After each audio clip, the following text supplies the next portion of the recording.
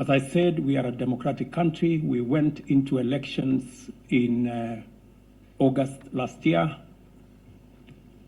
Highly competitive election, very peaceful election, the best acclaimed outcome ever, an election that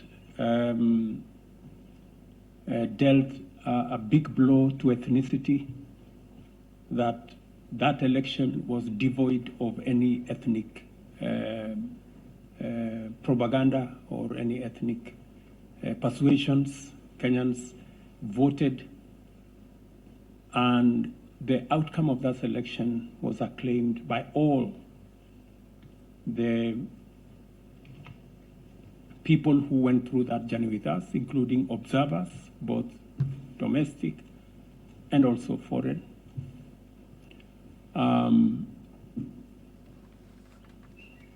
Subsequently, somehow the opposition,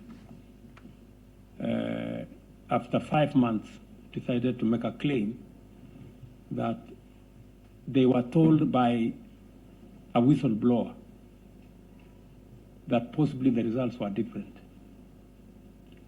They haven't been good enough to tell us who the whistleblower is and how they arrived at a different set of results than one that were released by our Independent Electoral and Boundaries Commission. However, as I said on Sunday, in times like this,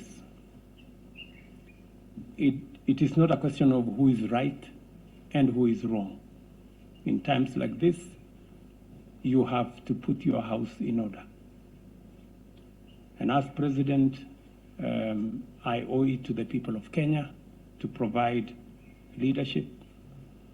And on Sunday, I did ask the opposition to reconsider the demonstrations that they had undertaken, because protests and demonstrations are provided for in our constitution, but the protests and demonstrations were acquiring an ugly, violent turn that was destroying property, putting a lot of lives into risk, causing a lot of unnecessary chaos. And it was time for them to reconsider those demonstrations. I did offer them that whatever issues that they had, there was democratic, constitutional, legal channels of raising those issues using the platform of Parliament in a bipartisan manner. And that is the offer I made to the opposition. You asked me a direct question whether there will be a handshake because of this situation. I want to tell you there will be no handshake, but there will be an engagement in Parliament on the issues that have been raised. Those that Parliament can resolve, they will be resolved. And when I say there will be no handshake, I know that there is a context, like we were being told here, please have a handshake. Unfortunately for us in Kenya, a handshake has a different connotation. And that is the one that I am talking about. The handshake that brings the opposition and government into some conundrum and a mongrel and an outfit that is undemocratic, unconstitutional, and illegal. We are a democracy. And in a democracy, it is underpinned by a system of checks and balances, where you have a government and an opposition.